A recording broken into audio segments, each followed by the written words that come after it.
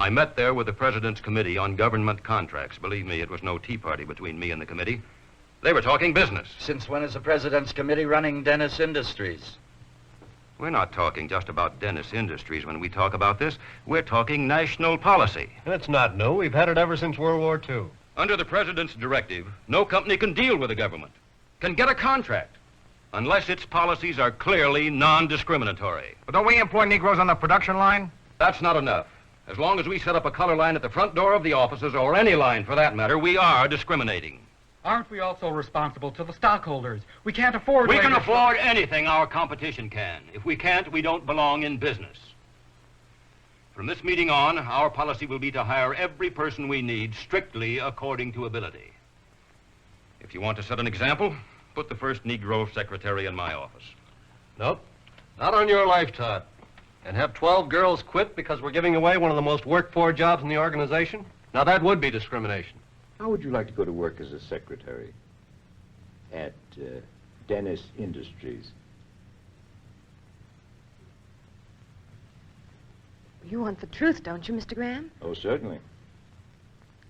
I'd give an eye tooth to work as a secretary. But at Dennis Industries, I'm not so sure. She's 22, graduate from secretarial school, honor student, conscientious, loyal, eager to work. Go on, I don't believe it. She's outside. Would you like to meet her? Sure, bring her in. And tell her to have her pencil sharpened so that we can get started. Miss Mary Newton, Mr. Kurt Harden. I think you'll find your work cut out for you. How do you do? How do you do? In his face.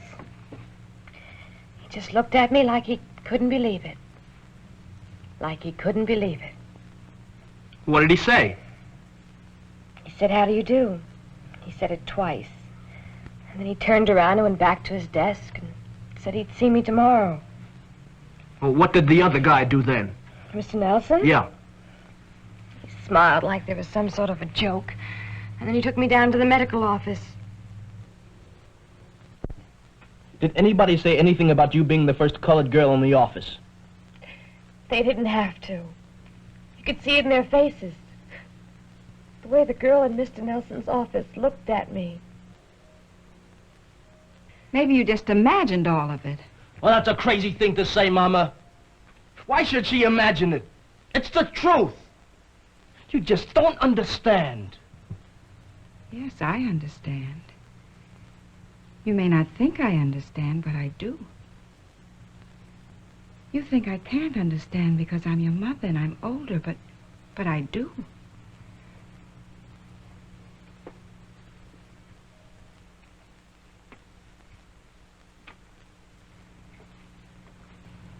I got a job cleaning house. And I cleaned house and cried at nights until I got married. Maybe my mother had something she wanted very bad and couldn't have and cried about all night. I don't know.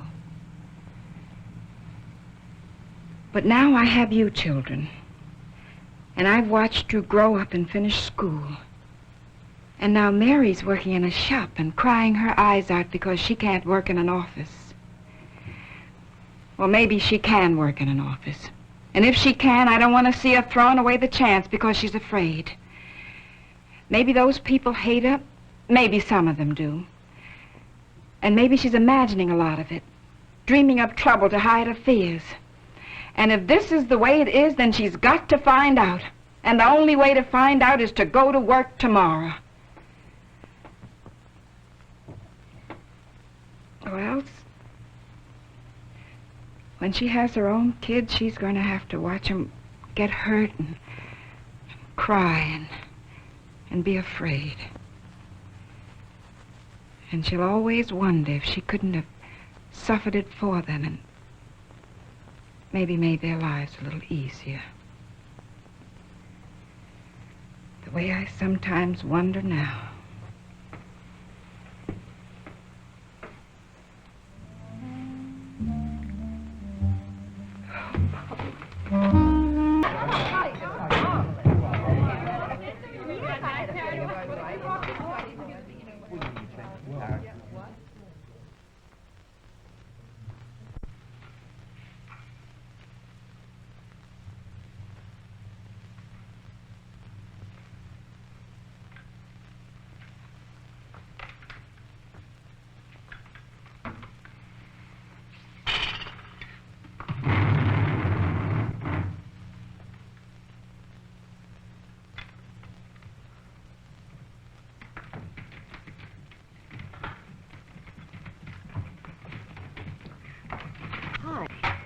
I'm Miss Merrill.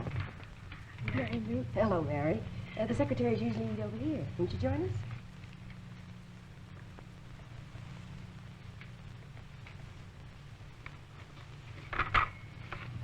I'll give you a hand. Everybody, this is Mary Newton.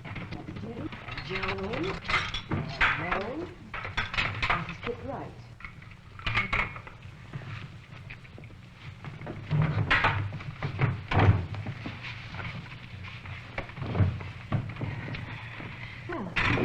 What department are you in? Production department. Work for Kurt Harden. Oh, yeah, Mr. Harden. That's right. There was no mass walkout. No one quit. A few girls even tried to help out.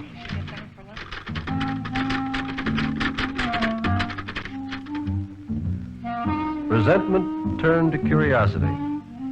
Then curiosity became interest.